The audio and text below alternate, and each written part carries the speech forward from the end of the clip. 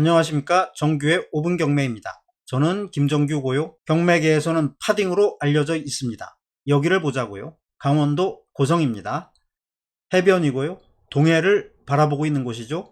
이곳의 토지 시세를 볼까요? 디스코 앱을 이용해서 보도록 하겠습니다. 20만원부터 70만원까지 다양하죠. 각자 가격이 다른 것은 바다가 보이는지 땅의 모양과 크기가 어떤지에 따라서 다를 것입니다. 이는 바닷가이고 해변을 끼고 있는 만큼 펜션 밀집 지역이겠죠. 따라서 펜션으로 활용하기 어렵다면 최저가를 찍고 활용 가능하다면 중간 가격, 덧붙여 바다까지 보인다면 최고가를 찍을 겁니다. 그걸 구체적 가격으로 예시하자면 최저가 20, 중간가 40, 최고가 70 정도 한다고 보면 어떨까요? 자, 이 지역에 경매로 물건이 하나 등장합니다. 이 물건입니다. 보통 경매 물건은 하나의 채무자의 하나의 물건으로 나오기도 하지만 채무자가 여러 개의 물건을 가지고 있을 때 그걸 쪼개서 여러 개로 내놓기도 합니다. 쪼개진 단위에 번호를 붙이겠죠. 이 물건이 그렇습니다. 채무자와 채권자는 동일하지만 채무자의 물건이 하나, 둘, 셋 여러 개이니 각자 번호를 붙여 판매를 하고 있습니다. 아마도 이렇게 쪼개면 더 잘 팔리게 되어 채무 변제가 쉽게 하려는 의도가 있지 않을까 합니다. 1번 물건을 볼까요? 1번 이렇게 1번 토지와 건물을 같이 매각하는 일괄매각 일반적인 물건입니다. 가격은 2억 7천여만 원이고요.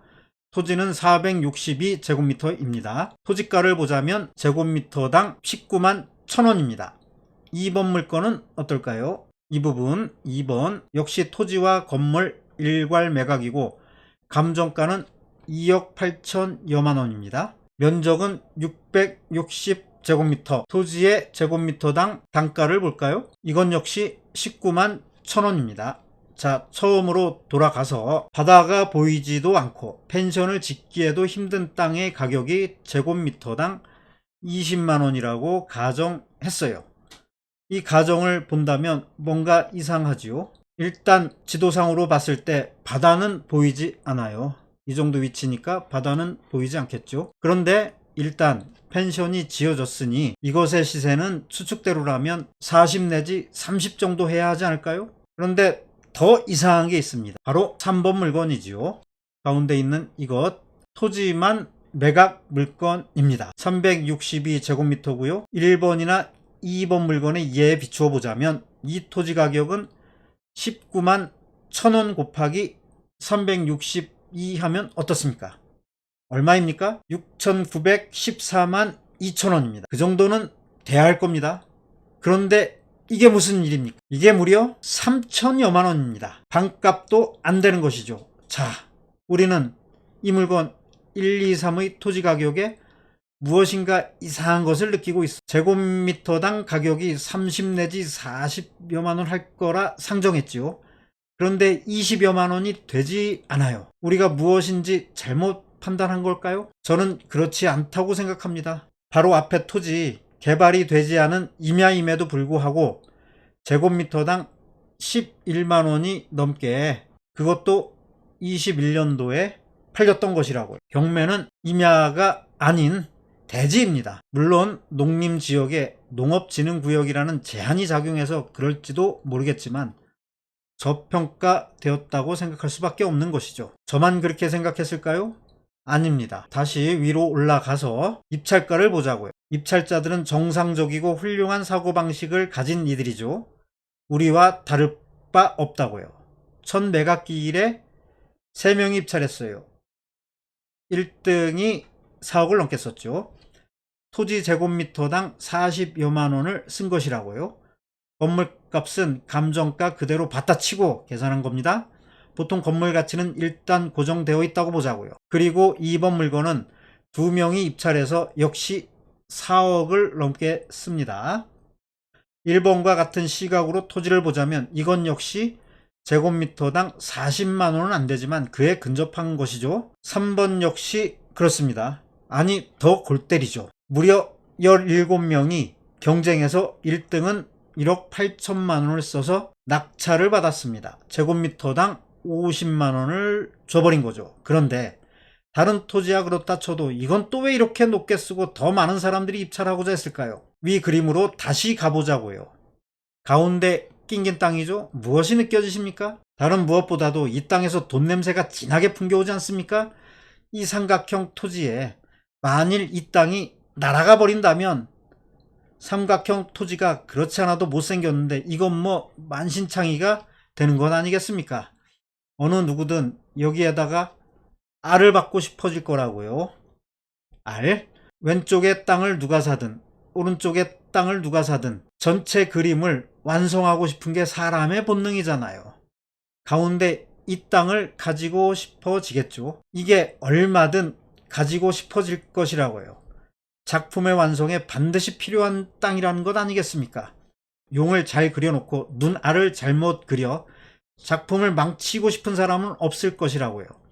그래서 누군가가 전체 그림을 그리고 싶은 누군가가 그걸 방지하고자 아니면 눈을 빼고자 그렇게 해버렸을 거라 추측해봅니다.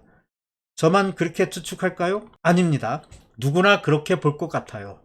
그래서 경쟁자가 17명이 되었겠죠. 그런데 말입니다. 어떻습니까? 미납해버립니다. 무슨 이유에선지 본인만 미납의 이유를 알겠죠? 더구나 이것만 미납했을까요?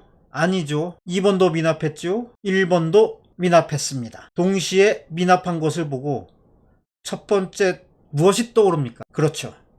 모두 한 사람이 낙찰받았다가 뱉어버렸겠구나 이런 생각이 들죠. 그리고 또 그 한 사람은 이해관계인이 아닐지 펜션의 주인이거나 기타 등등 말이죠. 그런데 생각해 볼 게 있습니다. 펜션의 주인장이 10억 넘게 쓴다고? 그건 또 왠지 아닐 것 같다는 것 아니겠습니까? 등기부 채권액을 볼까요? 이 채권액을 모두 합하면 13억이 조금 넘지요. 경매로 팔리게 된다면 채권들은 최초 근저당권 설정 이후로 말소가 되니 깔끔해지겠죠. 하지만 채권을 배당하고 남은 금액은 여전히 채무자에게 붙어있게 됩니다. 10억 정도에 입찰할 것이라면 일단 경매 정지시키고 다른 길을 모색할 수도 있을 겁니다. 제가 만일 주인장이고 입찰할 것이라면 무조건 1번부터 지르고 보겠죠. 눈알을 빼버리는 거죠. 그러면 1번이든 2번이든 유찰될 것이고 마음에 드는 가격에 사들이면 지금보다는 적은 돈을 들여 가지고 올 수도 있잖아요.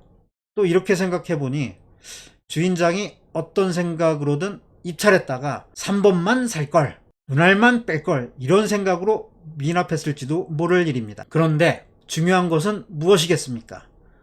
감정가가 얼마든 입찰가가 얼마든 시세가 얼마든 뭐가 중요할까요? 그렇죠. 미납했다는 게 중요하다는 게 아니겠습니까? 그리고 3번 물건은 다시 경매에 등장했다는 거죠. 과연 어떤 사람이 낙찰을 받게 될까요? 과연 얼마를 쓰게 될까요? 그 사람은 알을 박으려 할까요? 아니면 박지 못하게 하려고 할까요? 미래는 과연 어찌 될 것인가? 16명이 패찰하고 칼을 갈며 기회를 엿보고 있던 그들이 다시 입찰할 것인가? 미납한 누군가가 다른 일을 내세워 다시 한번 실력을 보여줄 것인가? 과연 미납했던 가격에 머물 것인가? 아니면 어차피 용의 눈알이니 더 팍 올렸을 것인가? 경매시장은 역시 전쟁터라는 것 아니겠습니까? 콜로세움의 검투사들이 싸우는 것을 보는 것만큼 흥미진진할 수도 있는 거라고요. 그럼 여기까지.